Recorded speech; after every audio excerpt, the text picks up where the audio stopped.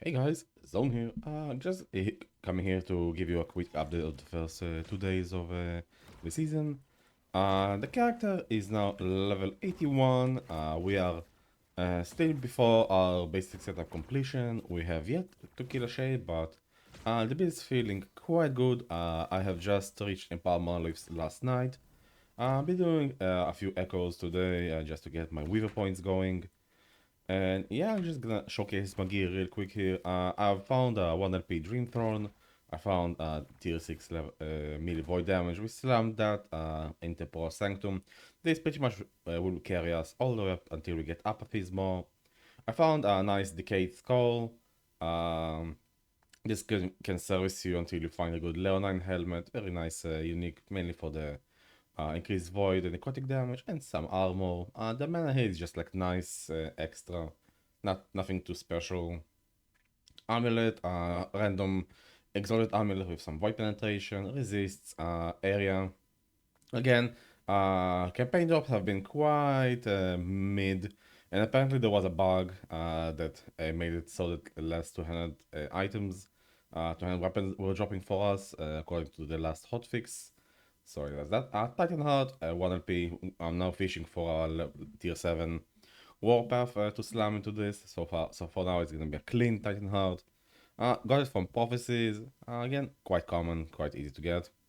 Very mediocre belt. Just like uh, I had a rare like 9% resistance belt for the entire campaign. Nothing was just dropping. Kind of a bad RNG in that regard. But yeah, just like percent HP, some resist, a little bit of void damage, nothing special. Found a calcination of momentum. I'm using this ring until I find Flames of Midnight. This gives us swiftness, which is really nice. Some armor, vitality. Again, nothing too special. This is a really good placeholder until you find the Flames of Midnight.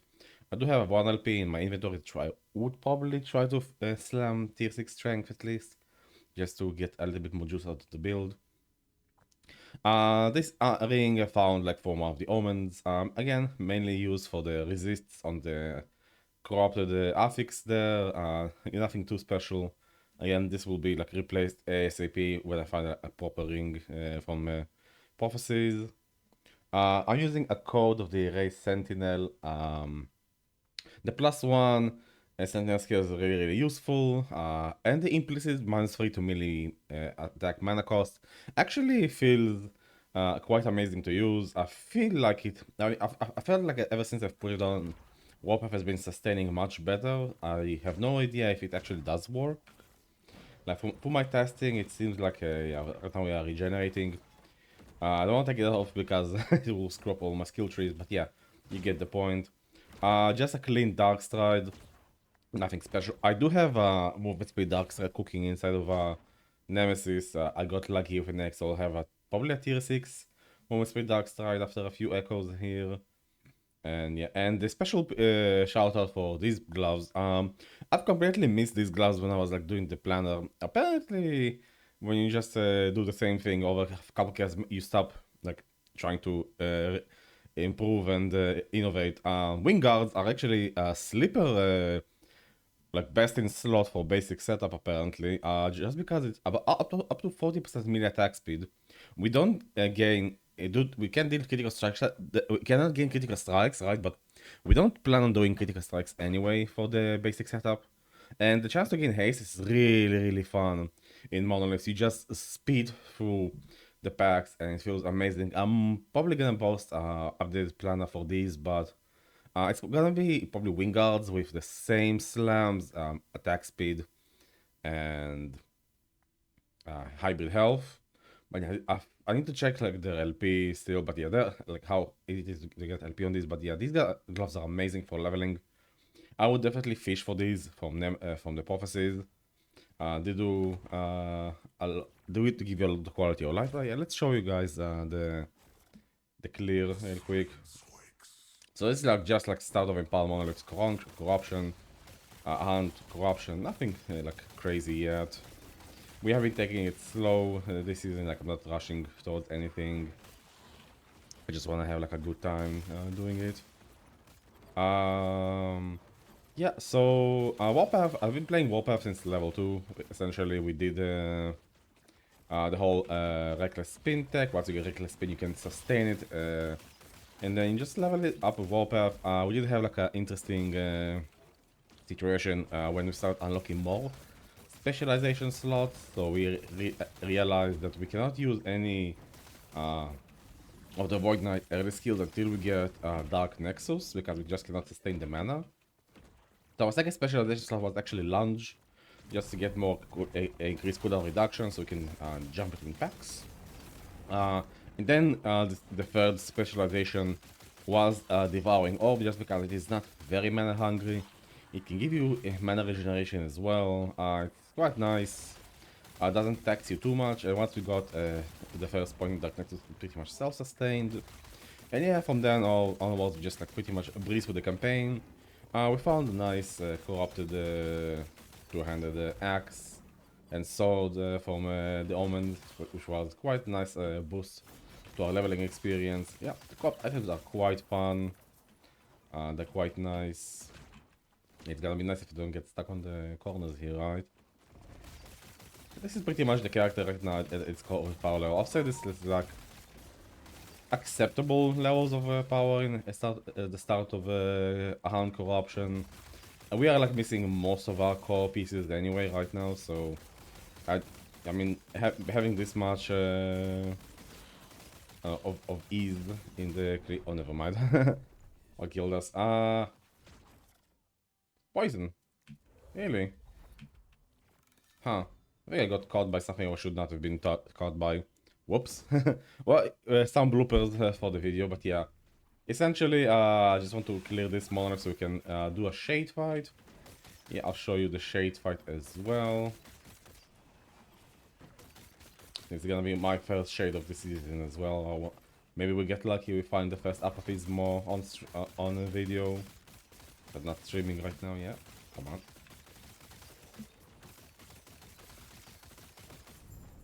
There we go. Right, let's fight the shade.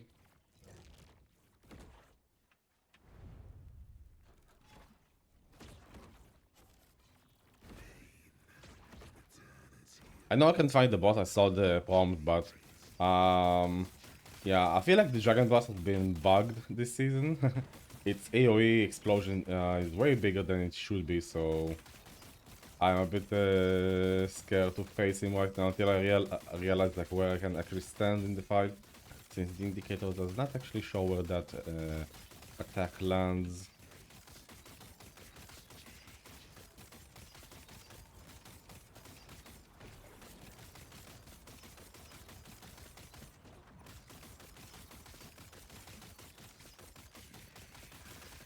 Yeah, this is the shade, and well, we did get Siphon of Anguish. This is immediately replacing this. Yeah, so another thing I would point out, until you get your Siphon of Anguish, you actually do not have any leech in your tree, so these points here are for leeching. I need these points to finish the first Harbinger at the level 90 Echo, but if you decide to farm the shade in non-empowered monoliths, which you can, this will drop almost always, so this pretty much alleviates that need. And now I can take these points out of my, essentially put them back into Abyssal Fluctuation. Another value point I found is Singular Purpose. It's pretty much 10% less damage taken from enemies while having 8% more melee void damage. It's nice. I think I might keep it. It's between keeping this and putting more points into Eternal Form. I have no idea which one I prefer. I really like the Vitality and the increased health. This gives him less percent less damage taken. This which are both like very big value. You can do either or. I think I'm gonna keep this for a while until I get stronger and can one shot more consistently, and then I'll probably put the points back into Eternal Form so I don't get one shot. Yeah, this is the character pretty much. Give you a quick look at my current skill tree. So 3 points in Darkness to sustain all of my things. Honestly, with the mana reduction from Cold, I might be able to take out 1 point from Dark Nexus now and put it either in Wielding Steel or get some movement speed. Yeah, all of the Void points, the Reckless Spin Steel. being used until I get more well established. I probably will keep it throughout the basic setup, honestly. I am not losing too many points. I mean, once I have like tier 7 Warpath, I can just put all the points in Warlock still. And still have a few points remaining, so I feel like I'm keeping this just to have like nice quality of life going. Abyssal Echoes is pretty much the same as the planner. I opted to put more points in Abyssal Tendrils because I didn't have a lot of attack speed early, but now I have a lot of more attack speed. I can put more points into Tides of Rust. Devouring Orb, same thing. I did realize how valuable Sightless Star is more than Chaotic Torrent, especially for early on when you have mana issues. This is quite nice to sustain your mana. Highly recommend. Symbols of Hope, exactly the same as the planner. Normally exactly the same as the planner. Once we get more plus skills, I'll finish Mark of Rot.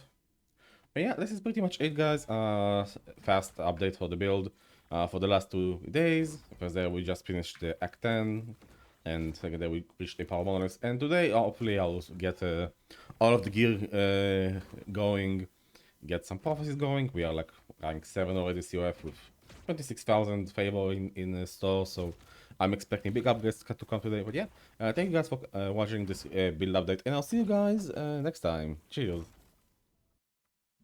Hey guys, Zone for the Future. I realized I forgot to show you my idol setup. Nothing special, absolutely like random pickups. I'm using this altar because it gives you the most space on your idol grid, even more than the base one. And just like a regular, like just like random useful idols that get shown by my filter. Absolutely nothing special. I'm still fishing for a good, I mean, this is a good example of a really good idol, which can probably be here until the character's very late stages. Vitality Millivoid is like the premier one we want to find. Better if these are gonna be Omen, but yeah, I've put this on my refraction star, which doesn't do too much, but yeah. This is the idols. Blessings, I have absolutely nothing going on in blessings, just like some Millivoid and some resist, and yeah, that's it. Hopefully you enjoyed the video, and I'll see you guys next time. Cheers.